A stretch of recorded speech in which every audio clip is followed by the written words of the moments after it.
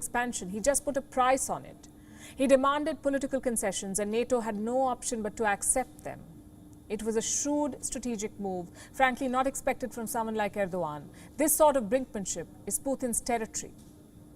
In 2008, he did that by attacking Georgia. In 2014, he did it again by annexing Crimea. Both these moves were strategic masterstrokes. They kept the West guessing. But this time, Putin may have overdone it. The whole point of this war was to stop NATO expansion, to push NATO westward. Instead, the opposite is happening.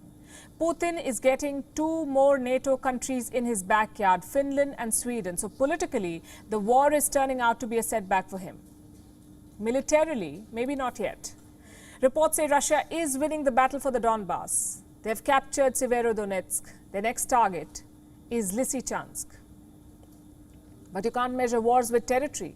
You measure wars with political success. And on that, Putin has failed. Perhaps he was better off trying diplomacy or focusing on the Donbass instead of Kiev. Reminds me of a famous Sun Tzu quote. He will win who knows when to fight and when not to fight.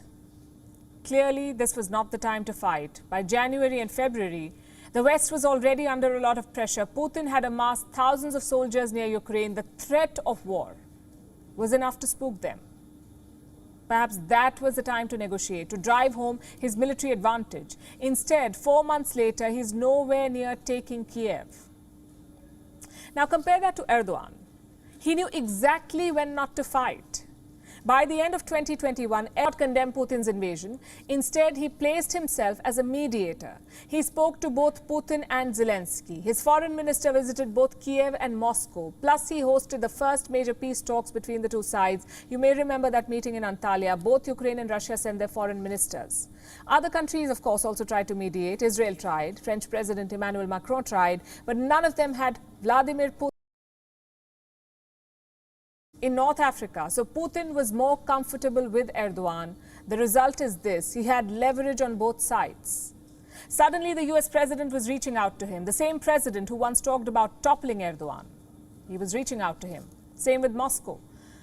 They said nothing when Turkish drones killed dozens of Russian soldiers or when they closed off the Bosporus. Erdogan made himself indispensable for both sides.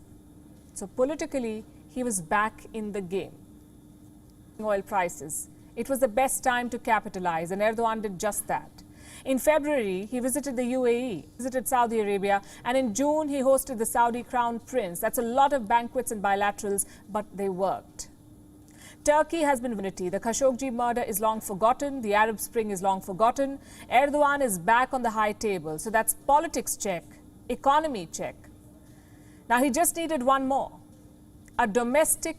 Both countries are home to a sizable Kurdish community. Around 100,000 Kurds live in Sweden alone. But in Turkey, they're viewed as separatists.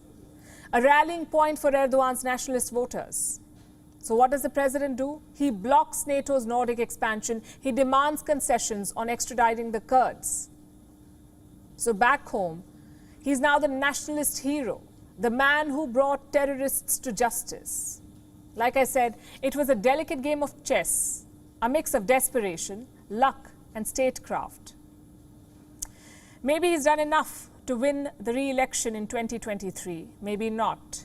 But here's what we can say in the meantime. Erdogan's victory would not have been possible without Western capitulation. Joe Biden promised to sanction Turkey. Instead, he's selling them F-16 jets. Finland and Sweden claim to be the happiest places in the world where you can find human